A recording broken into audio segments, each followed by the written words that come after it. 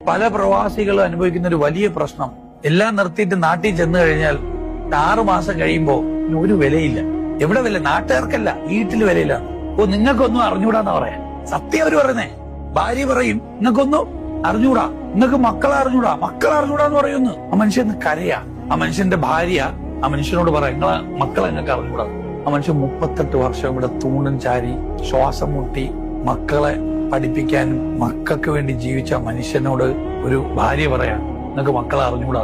സത്യമാണ്, മക്കളെ അറിഞ്ഞൂടാ. അയാൾ കണ്ടിട്ടില്ല മക്കളെ.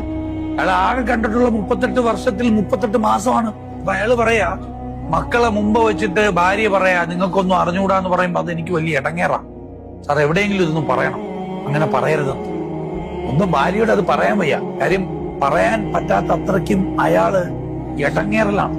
ജീവിതകാലം മുഴുവൻ പണിയെടുത്ത് നാട്ടിൽ തിരിച്ചു പോകുന്ന ഒരു ശരാശരി പ്രവാസിയുടെ അവസ്ഥയാണ്.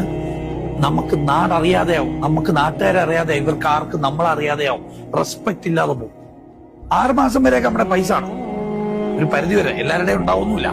പൈസ കയ്യിൽ നിന്ന് പോകുമ്പോ മറ്റത് എന്താണെന്നറിയോ, നമ്മളെന്ന് പറഞ്ഞാൽ വലിയ പ്രതീക്ഷയായിരുന്നു എല്ലാവർക്കും. ആ പ്രതീക്ഷ അങ്ങ് തീരും. ആ പ്രതീക്ഷ തീരുമ്പോ നമ്മളെ ചിലപ്പോ അവര് ബഹുമാനിക്കുന്നുണ്ടാവേ, പക്ഷെ നമുക്ക് തോന്നി തുടങ്ങും എന്തോ കുറവുണ്ടെന്ന്.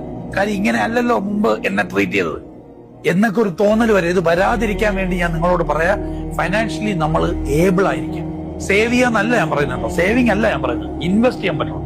ഇപ്പോഴേ നാട്ടിൽ എന്തെങ്കിലുമൊക്കെ ഇൻവെസ്റ്റ് ചെയ്യണം എന്ന് വെച്ചിട്ട് ജോലി നിർത്തിയിട്ട് പോകാനല്ല ഞാൻ പറയുന്നത്.